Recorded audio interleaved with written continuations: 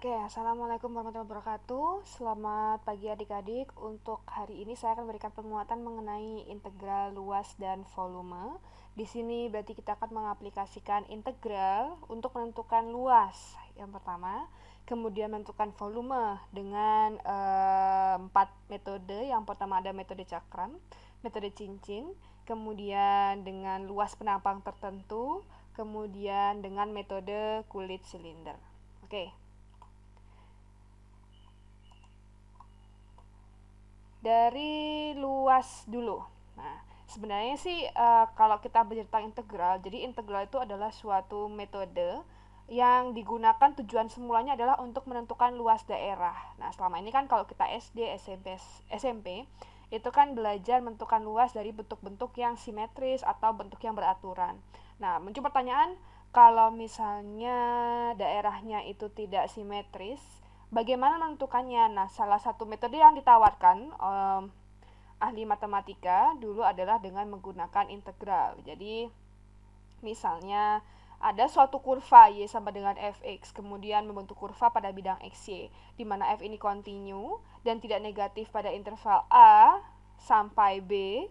Maka jika r tadi dibatasi oleh grafik y tadi, x sama dengan a, x sama dengan b, dan y sama dengan 0, artinya dia ada di sumbu y positif, maka R merupakan daerah di bawah y sama dengan fx antara x sama dengan a dan x sama dengan b, dan luasnya ini dapat ditentukan dengan persamaan AR sama dengan integral batas bawahnya a, batas atasnya b dari fungsi fx dx.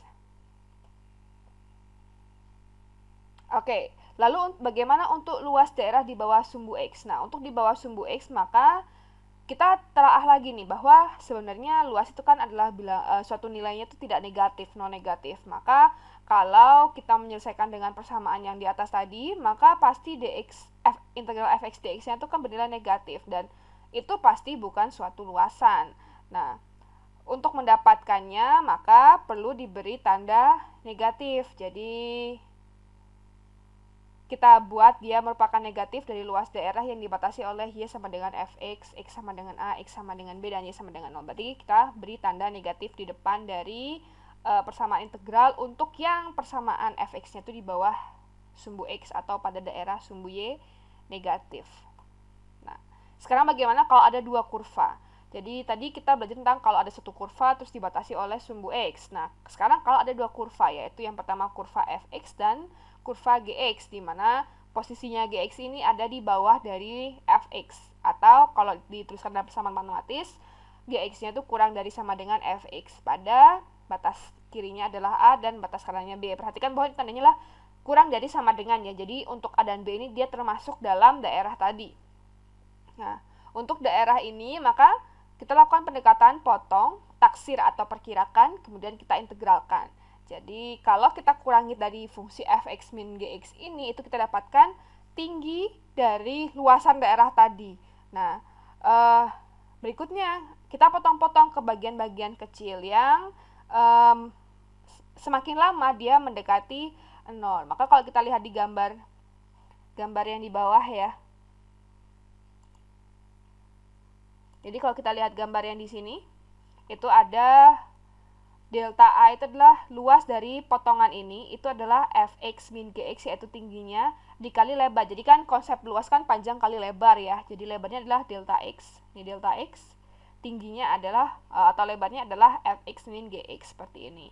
Nah, terus kalau misalnya kita menentukan semuanya, maka kita gunakan integral batas bawahnya dari A sampai batas atasnya B dari fx minus gx. Nah, kalau dari sini tuh kan kalau kita lihat ya, batas dari kiri, ekstrim kiri dan ekstrim kanan itu kan sudah jelas. Maksudnya tidak ada lagi daerah yang lebih kiri dibandingkan dengan batas-batas ini tadi, baik dari kurva maupun sumbu A dan sumbu B. Nah, jadi kita bisa gunakan dia batasnya menggunakan dx ya, karena dari dx ini sudah tidak ada yang lebih ekstrim lagi. Lalu bagaimana kalau misalnya ada dua kurva tanpa ada sumbu A, tanpa ada sumbu B?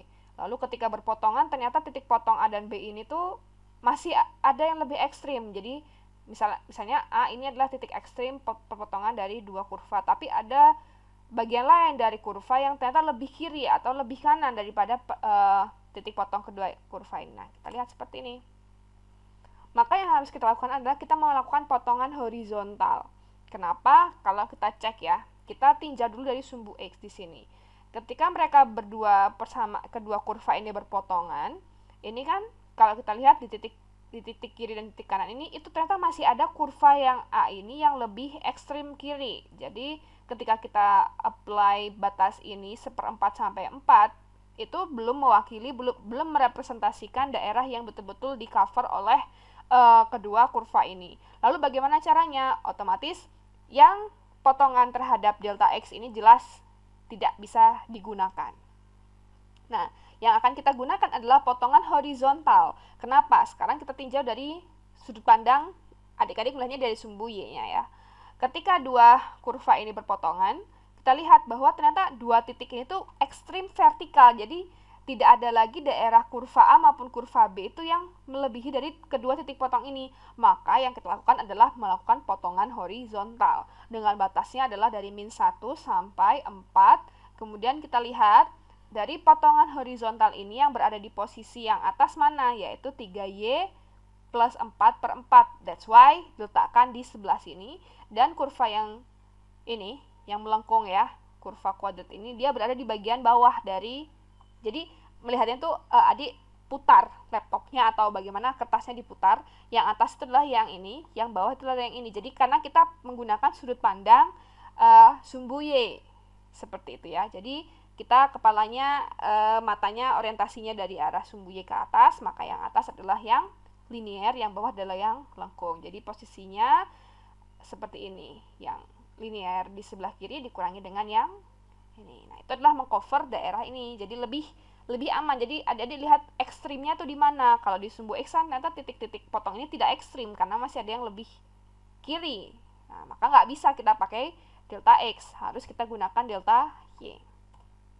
Nah, di IPA, selain kita bahas tentang perhitungan matematisnya, penerapannya adalah ada pada jarak dan perpindahan. Jadi kalau adik-adik punya persamaan di situ, kemudian V terhadap T, lalu menentukan jaraknya itu bagaimana? Ternyata itu adalah luas daerah di bawah kurva kecepatan. Jadi jika sebuah benda itu ada yang bergerak pada lintasan lurus dengan kecepatan VT pada waktu T, maka integralnya terhadap T tadi memberikan jarak yang ditempuh selama interval waktu A sampai B. Dengan A dan B itu termasuk batas tertutup.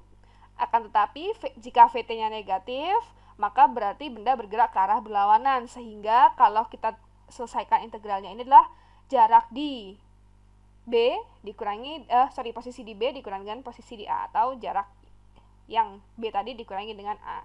Kalau A-nya itu tidak dimulai dari titik 0. Jadi seperti itu.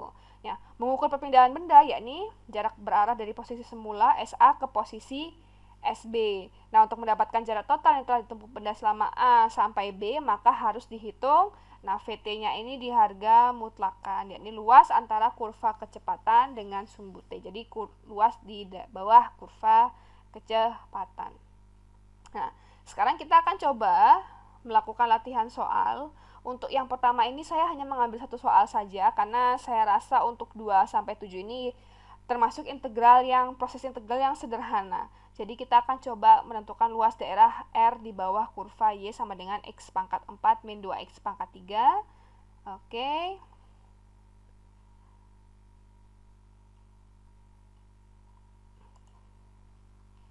Di sini cukup saya buat dulu slide baru, kemudian saya copy dulu soalnya.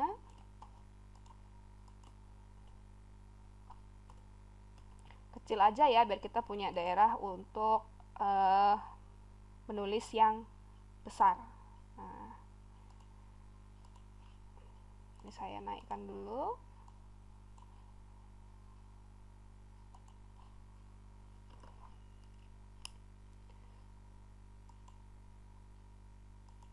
Oke, jadi kita punya kurva Y sama dengan X pangkat 4 min 2, X pangkat 3 plus 2.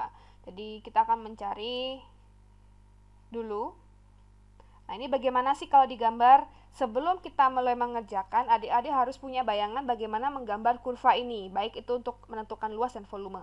Jadi, salah satu tips dari saya untuk memudahkan adalah adik-adik menginstal aplikasi yang namanya Grafmatika, ya. Karena ini sangat membantu sekali kita untuk memvisualisasi kurvanya itu seperti apa. Di samping adik-adik saya anggap sudah lihai ya menggambar grafik secara manual, tapi untuk memudahkan jadi kita menggunakan Grafmatika, tampilannya seperti ini ya, dan kita akan menentukan kurvanya seperti apa. Oke.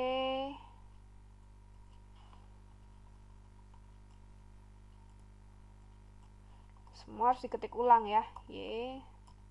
Nah, tampilannya seperti ini. Ini adalah kurva yang akan kita selesaikan. Batasnya itu dari X-1 di sini dan X sama dengan 2. Jadi kalau kita cek luasannya ini ya, tidak ada lagi ekstrim yang melebihi min 1 dan 2. Jadi bisa langsung kita selesaikan integral dari persamaan ini tadi dari min 1 sampai 2. Jadi AR-nya sama dengan integral min 1 sampai 2 dari X pangkat 4 min 2 X pangkat 3 plus 2 dx. Jadi kita punya ini jadi 1/5 X pangkat 5 min 2/4 X pangkat 4 plus 2X min 1 sampai 2. Jadi 1/5, 2 pangkat 5 dikurangi min 1 pangkat 5, dikurangi ini kan jadi setengah, 2 pangkat 4 min 1 pangkat 4 plus 2 kali 2 min 1. Jadi kita punya 1/5, 2 pangkat 5 adalah 32, min 1 pangkat 5 adalah min 1 plus 1 berarti min setengah, 2 pangkat 4 adalah 16 min 1 pangkat 4 adalah 1 berarti dikurang 1 plus 2 kali 2 plus 1. Oke.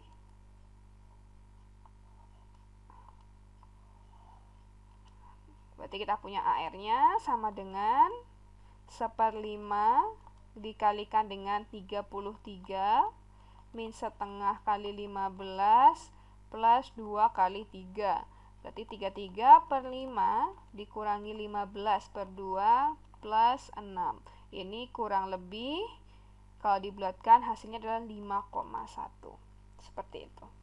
Oke, silakan dicoba untuk mengerjakan yang nomor 2 sampai dengan nomor 7. Kalau ada permasalahan, silakan dibahas pada bagian forum diskusi. Kita lanjutkan untuk menentukan volume. Jadi, untuk menentukan volume ini, kita lihat dulu konsepnya ya. Jadi, gambar di atas bukan gambar di bawah, ada volume delta VI dari suatu irisan mendekati volume suatu silinder, yakni jadi delta VI ini sama dengan, ingat, luas dikalikan dengan tinggi ya. Jadi kalau kita potong-potong suatu bentuk padatan di sini suatu benda ya, kita iris, maka otomatis kan ketebalannya itu mendekati volume dari silinder. Jadi menentukan volume silinder itu adalah luas alas dikalikan dengan tinggi. Kalau kita lihat di sini itu kan luasnya adalah AXI. Kenapa harus dibilang I? Berarti dia adalah irisan ke I. Ada 1 sampai sekian banyak irisan. Dengan ketinggiannya adalah delta X. Jadi, konsepnya adalah seperti ini. Nah, kalau kita menentukan seluruh volume dari padatan-padatan ini, berarti kan kita harus menjumlahkan. Ingat konsep dari penjumlahan Riemann di awal integral kemarin ya. Jadi, sigma I sama dengan 1 sampai N dari luas AXI dikalikan dengan delta XI. Nah, ketika ketebalan partisinya mendekati 0, maka kita dapat menyelesaikan seluruh volume ini dengan menggunakan pendekatan integral berupa volume padatan, yaitu dari A sampai B integral AX dx. Ingat, ketika delta berubah menjadi D, maka artinya bahwa ketebalannya itu semakin mendekati 0. Nah, ini adalah konsep dari menentukan volume padatan. Metode yang pertama yaitu metode cakram. Jadi ada suatu daerah yang dibatasi oleh suatu kurva Y sama dengan Fx. Kemudian dia diputar yang sepenuhnya berada pada salah satu sisi dari sumbu pada bidangnya dan diputar terhadap sumbu tersebut. Misalnya untuk kurva yang digambar sebelah kiri itu kan ada satu kurva akar X yang diputar terhadap sumbunya. Sumbunya apa? Sumbunya adalah sumbu X ini tadi. Maka dihasilkan benda putar. Nah, sumbu X ini disebut sebagai sumbu benda putar. Begitu juga dengan gambar yang ada di sebelah kanan. Kita punya persamaan X sama dengan akar pangkat 3 dari Y, seperti ini. Nah, dia diputar seret, seperti itu ya, terhadap sumbu Y. Maka sumbu Y-nya ini adalah sumbu benda putarnya. Nah, kenapa kok disebut sebagai metode cakram? Kalau kita lihat ini bentuknya irisannya tipis-tipis itu seperti berbentuk cakram, maka disebut sebagai metode cakram. Metode yang kedua adalah metode cincin. Nah, ketika kurva tadi diputar, maka di bagian tengah dekat dengan sumbu putarnya itu terbentuk lubang di tengahnya, maka disebut dengan metode cincin. Biasanya metode cincin ini digunakan ketika kita menentukan volume dari suatu benda putar yang dibatasi oleh dua kurva. Contoh pada gambar yang di kiri ini ada kurva X kuadrat dan kurva akar 8X. Nah, ketika diputar terhadap sumbu X, kita lihat di bagian tengahnya itu ada yang namanya lubang, sehingga disebut sebagai metode cincin. Kita kembali dulu ke metode cakram ya. Jadi kita tadi sudah belajar tentang konsep bahwa untuk menentukan volume itu adalah luas alas dikalikan dengan tinggi. Nah, kalau kita lihat di sini di gambar yang pertama, alasnya ini kan adalah berbentuk lingkaran. Dengan jari-jarinya adalah dari sumbu X terhadap kurva, maka jari-jarinya adalah akar X. Nah, luas lingkaran itu adalah pi r kuadrat ya. Jadi luas lingkaran itu adalah pi r kuadrat. Sekarang R yang kita lihat adalah ini, dari sumbu X ke kurva, maka R-nya adalah akar X kuadrat. Maka di sini muncul pi akar X kuadrat. Tingginya mana? Tingginya adalah tebal dari irisan tadi. Tebal irisannya adalah delta X. Jadi, pi akar X kuadrat kalikan dengan delta X. Dengan cara yang sama, maka di sini jari-jarinya adalah akar Y pangkat 3. Di sini dikuadratkan dari mana? Bahwa jari-jarinya harus pangkat 2. Dikalikan tingginya adalah ketebalan. Jadi, konsepnya adalah, ingat, volume silinder, yaitu luas alas dikalikan dengan tinggi. Ingat, karena di sini hanya irisan, maka kita tambahkan notasi delta, bahwa itu hanya potongan irisan kecil dari keseluruhan volume yang akan ditentukan. Nah, ini dasar untuk metode cakram maupun metode cincin. Nah, metode cincin juga bagaimana? Nah, kalau kita lihat ya, di sini kan ada lubang. Berarti kan lubang ini kan tidak termasuk dalam luas yang akan kita tentukan. Maka caranya bagaimana? Jari-jari yang terluar dikurangi dengan jari-jari yang terdalam. Ingat, dilihat di sini ya. Yang terluar itu adalah akar 8X. Yang terdalam adalah X kuadrat. Maka kalau kita tentukan luasnya, berarti A2 min A1. Jari-jari luar, kalau kita putar, dia juga luas penampangnya berbentuk lingkaran. Jadi, sama dengan pi R2 kuadrat min pi R1 kuadrat. Sama dengan pi R2 kuadrat min R1 kuadrat.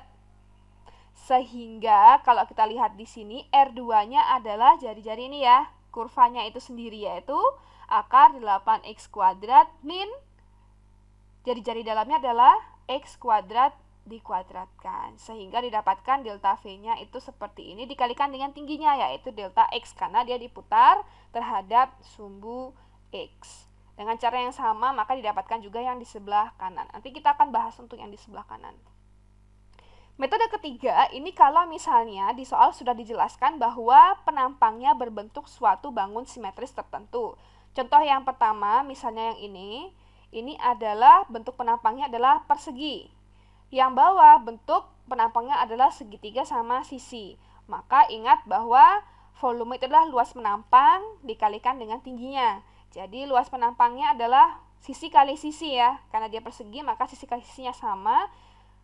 Kalau kita dari sumbu X kan kita nggak bisa tahu berapa sih sisi yang sebelah itu, maka kita harus lihat di bagian tingginya, panjang kali lebar, lebarnya ya. Lebarnya ini adalah dari sumbu X ke kurva. Berarti kurvanya adalah 1 min X kuadrat. Maka sisi yang tegak ini adalah 1 min X kuadrat bagi 4. Sisi yang satunya juga sama, 1 min X kuadrat per 4. Jadi sisi kali sisi. Maka di sini muncullah notasi 1 min X kuadrat per 4 dikuadratkan, dikalikan dengan tingginya, yaitu delta X. Nah, untuk cara yang sama, ini juga seperti itu dengan menentukan luas dari segitiga sama sisi terlebih dahulu. Kalau kurvanya adalah kurva sinusoidal untuk satu lengkungan saja. Oke, sekarang kita akan bahas latihan soal dulu. Saya akan bahas nomor 1, itu untuk yang contoh metode cakram. Kemudian untuk nomor 4 itu adalah untuk metode cincin, dan nomor 6 untuk metode luas penampang. Jadi 1, 4, 6. Nomor 2, 3, dan 5 silahkan dicoba dan didiskusikan pada forum diskusi. Kita mulai dulu dari yang nomor 1 ya.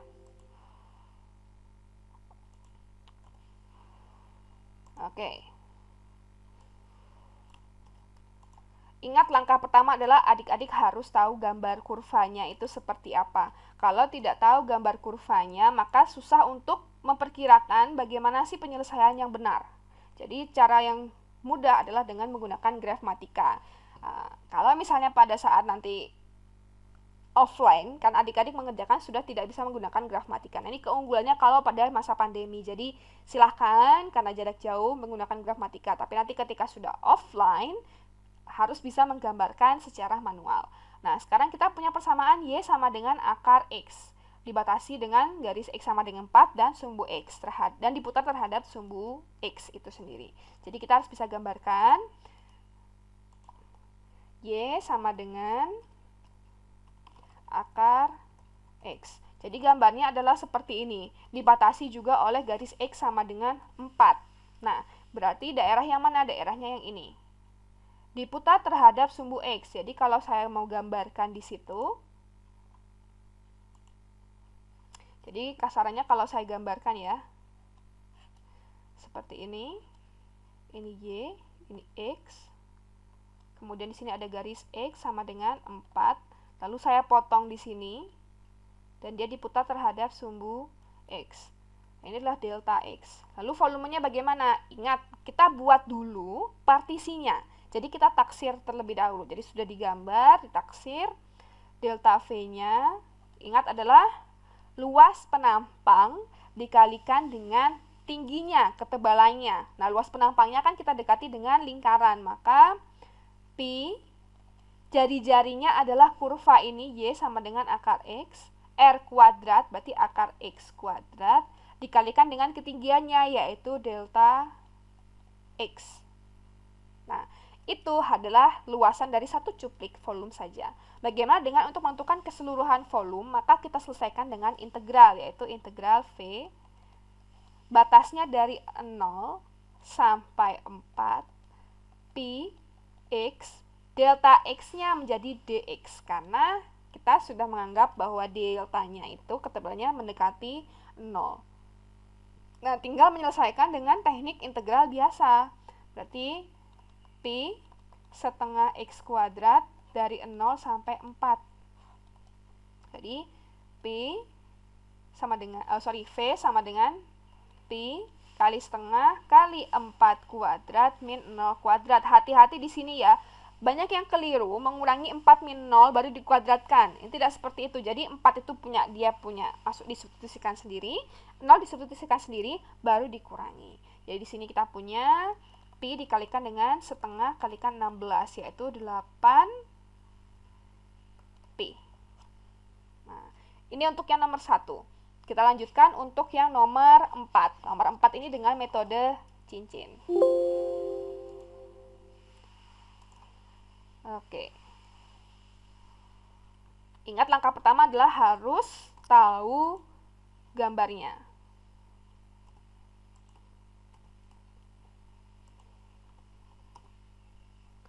Oke, jadi kita akan gambar terlebih dahulu. Ada suatu daerah berbentuk setengah lingkaran dibatasi oleh kurva X sama dengan 4 akar 4 min Y kuadrat. X sama dengan 4 min Y pangkat 2. Gambarnya seperti ini. Dan dia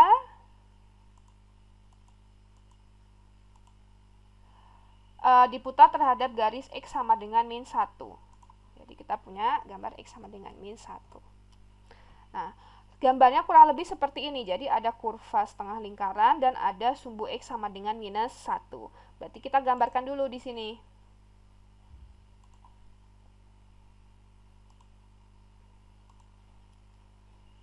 Kasarannya ya kalau saya gambarkan ya. Ini X, ini Y. Jadi ada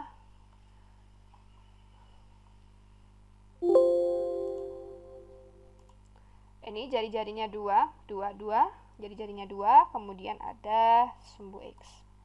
Oke, X sama dengan min 1.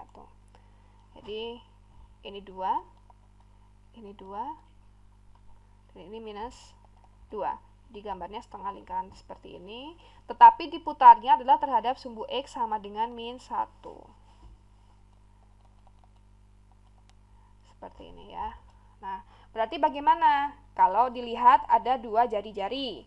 Yang pertama adalah jari-jari R2 diukur dari sumbu putar terhadap kurva, berarti inilah R2.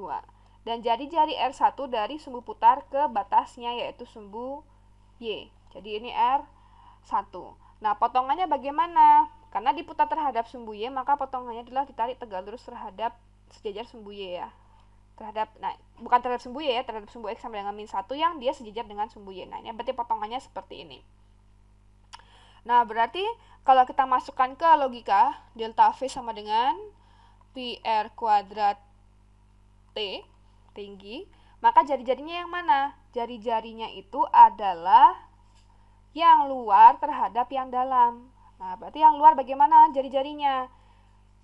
Ingat, di sini putarannya terhadap X sama dengan min 1.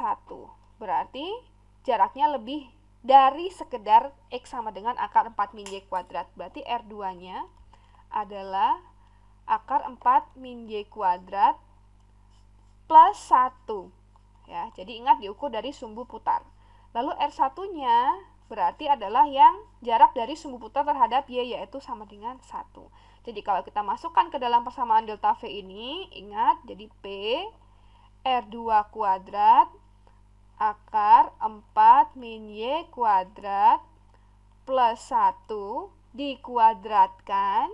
Hati-hati, banyak yang keliru, dikurangkan dulu baru dikuadratkan. Tidak, dikuadratkan dulu masing-masing baru dikurangkan ya. Dikurangi dengan R1-nya adalah 1 kuadrat terhadap T-nya adalah, ingat, dia diputar dengan sumbu terhadap sumbu X sama dengan min 1 yang sejajar atau paralel terhadap sumbu Y. Maka T-nya adalah delta Y. Pertanyaan di soal hanya menuliskan persamaan integral saja, maka V-nya adalah integral.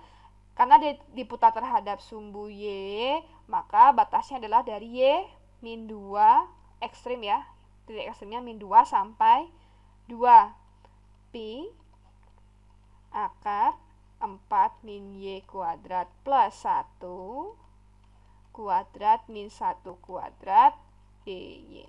Jadi ini adalah persamaan integral volumenya.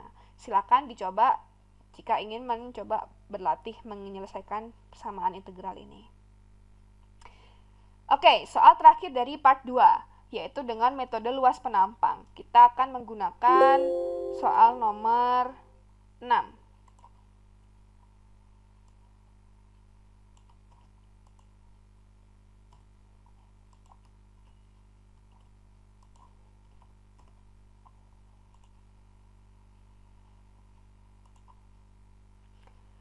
Sekali lagi, langkah pertama adalah kita harus tahu gambarnya.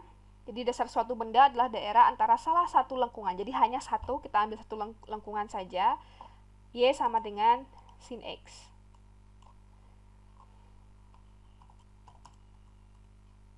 Nah, kita ambil satu lengkungan saja yang dari 0 sampai, ini kan 3,14, 0 sampai pi. Kemudian dengan sumbu X. Setiap luas penampang tegak lurus terhadap sumbu X adalah segitiga sama sisi yang berada pada dasar ini. Jadi Kalau kita gambarkan itu, kalau kita gambarkan ya, ini Y, ini X, ada sin X di sini, ini 1, ini Pi, di mana yang sejajar dengan sumbu X di sana itu ada bidang juga, bidang yang dibatasi juga oleh kurva sin X. Jadi ini sin X, yang sebelah sini itu juga Y sama dengan sin X. Dan di sini ada segi 3 sama sisi. Dan kita ambil cuplikannya, irisannya seperti ini. Diputar terhadap nggak diputar ya, jadi langsung menggunakan sumbu X saja. Nah, berarti ingat konsepnya adalah delta V sama dengan luas alas dikalikan dengan tinggi. Nah, alasnya berbentuk apa? Berbentuk segitiga. Sekarang kita misalkan, kita lihat ya, oh panjang sisi ini kan adalah dari sumbu X ke sin X, maka lebarnya ini adalah sin X. Karena dia segitiga sama sisi, maka semua sisinya ini adalah panjangnya adalah sinus X. Berarti kalau kita gambarkan seperti ini, saya misalkan dulu semuanya adalah U, di mana U itu adalah sama dengan sin X, maka segitiga itu luasnya adalah setengah alas dikalikan dengan tinggi. Tingginya ini dapat kita selesaikan dengan Pitagoras, yaitu akar U kuadrat min ini setengah U kuadrat. Berarti kita punya akar U kuadrat min 1/4 U kuadrat, yaitu akar 3/4 U kuadrat atau U per 2 akar 3. Nah, A-nya berarti adalah setengah kali U per 2 akar 3 atau 1/4 U kuadrat akar 3. Nah, berarti kalau kita masukkan di sini luas alasnya adalah akar 3/4 U kuadrat, U-nya adalah sin X, adalah sin kuadrat X, delta T-nya adalah delta X. Berarti volumenya adalah integral dari 0 sampai pi akar 3/4 sin kuadrat X dx. Nah, soalnya adalah menentukan volumenya, berarti tidak hanya berhenti sampai menemukan persamaan integral ini. Sekarang bentuk ini itu kan masih terlalu tricky untuk kita selesaikan dengan integral biasa. Maka langkah yang harus kita lakukan adalah kita mengubah dulu bentuk sin kuadrat X menjadi bentuk lain yang lebih sederhana. Kita kaitkan dengan sifat trigonometri cos 2X, yaitu 1 min 2 sin kuadrat X. Jadi 2 sin kuadrat X sama dengan 1 min cos 2X. Jadi sin kuadrat X sama dengan setengah min setengah cos 2X. Dengan teknik ini lebih mudah bagi kita untuk menyelesaikan integralnya.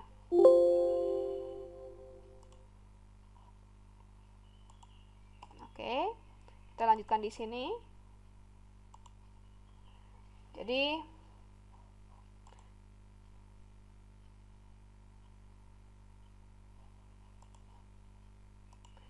kita punya V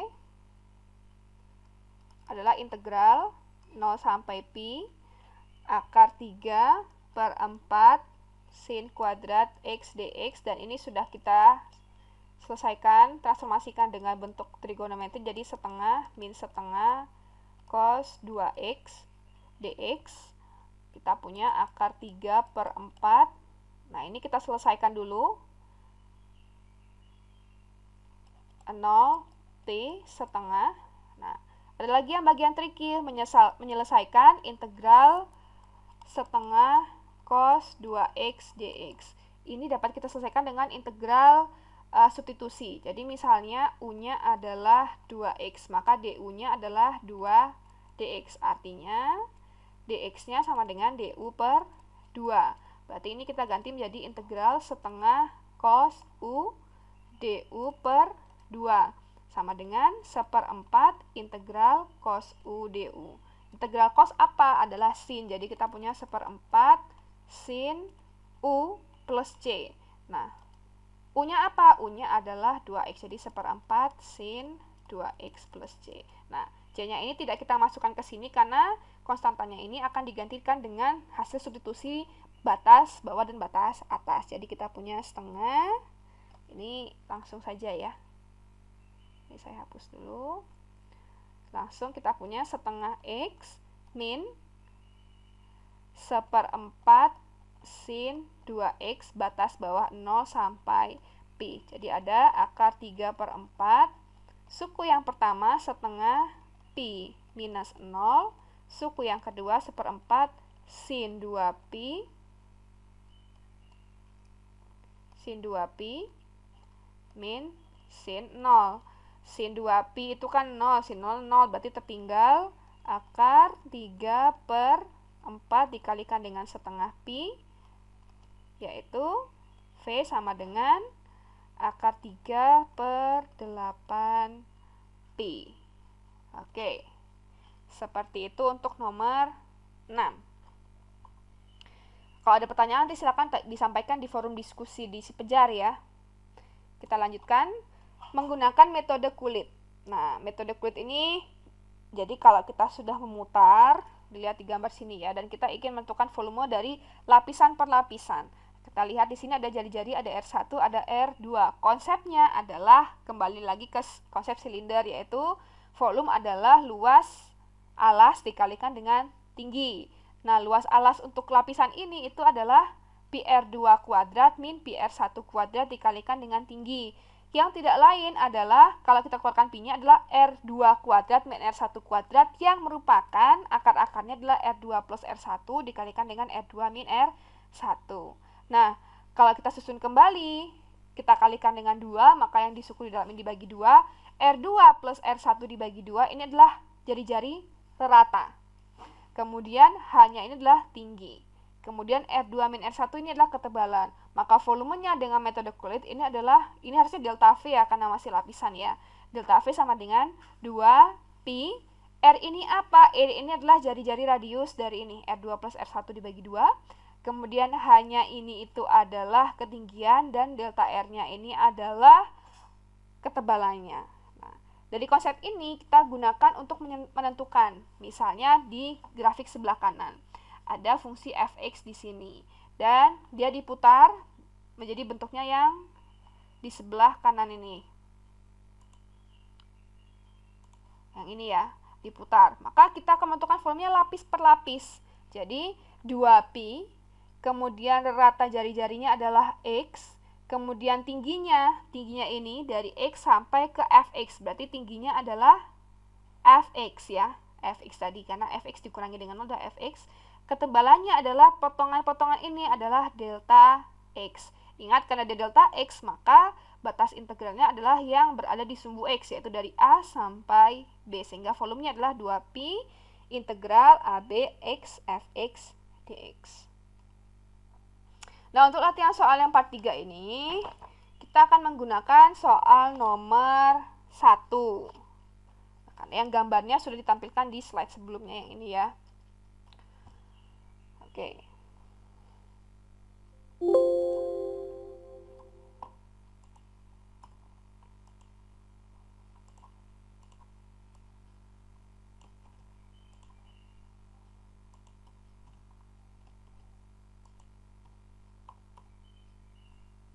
Langkah pertama, seperti biasa, kita harus tahu gambarnya. Jadi kita buat dulu.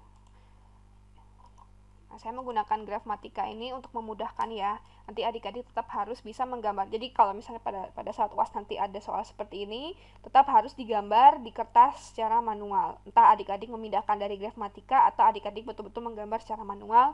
Intinya tetap harus digambarkan kurvanya di lembar pengerjaan. Nah, ini adalah kurva tadi. Batasnya adalah dari X sama dengan 1 sampai X sama dengan 4. Ini ya. Nah, ini kita gambarkan.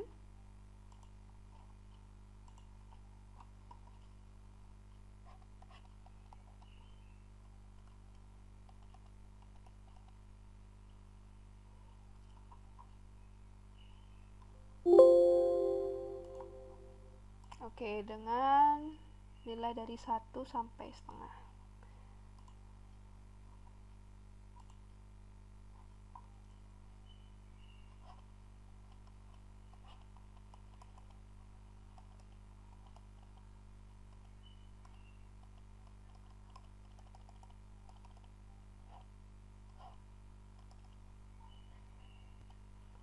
Daerahnya yang ini. Dan dia diputar terhadap sumbu Y. Diputar terhadap sumbu Y dan kita akan membuat lapisan per lapisan. Katakan ini adalah lapisan, kemudian ini adalah delta X. Maka tadi volumenya, konsepnya delta volumenya itu adalah sama dengan 2pi dikali jari-jari rata dikalikan dengan tingginya dikalikan dengan ketebalan. Berarti jari-jari ratanya adalah, ingat ada di sumbu X, berarti X. Kemudian ketinggiannya itu adalah Fx, yaitu 1 per akar X. Ketebalannya adalah delta X. Atau kalau kita sederhanakan jadi 2pi akar X delta X. Maka volumenya adalah integral, karena ini adalah delta X, batasnya dari 1 sampai 4. Ya, ingat delta X itu berada di sumbu X, maka 1 sampai 4. 2pi X pangkat setengah dari akar X ini dikalikan dengan dx. Tinggal menyelesaikan 1 sampai 4, 2pi 1 per 1 plus setengah X pangkat 1 plus setengah dx. Jadi kita punya volumenya sama dengan 2pi. Ini adalah 3 per 2, kalau dibalik jadi 2 per 3. X pangkat 3 per 2, batasnya dari 1 sampai 4. Berarti ini adalah 4pi per 3, 4 pangkat 3 per 2, min 1 pangkat 3 per 2. Oke, 4 diakarkan adalah 2, 2 pangkat 3 adalah 8, dikurangi dengan 1 pangkat 3, 1 diakarkan 1. 7, 28 pi per 3. Oke, seperti itu. Nanti yang nomor 2 sampai 4 coba dikerjakan, kemudian dibahas di forum diskusi. Silakan kalau ada pertanyaan ya, kita full diskusi di forum diskusi. Sekian, semoga jelas penjelasan dari saya. Wassalamualaikum warahmatullahi wabarakatuh.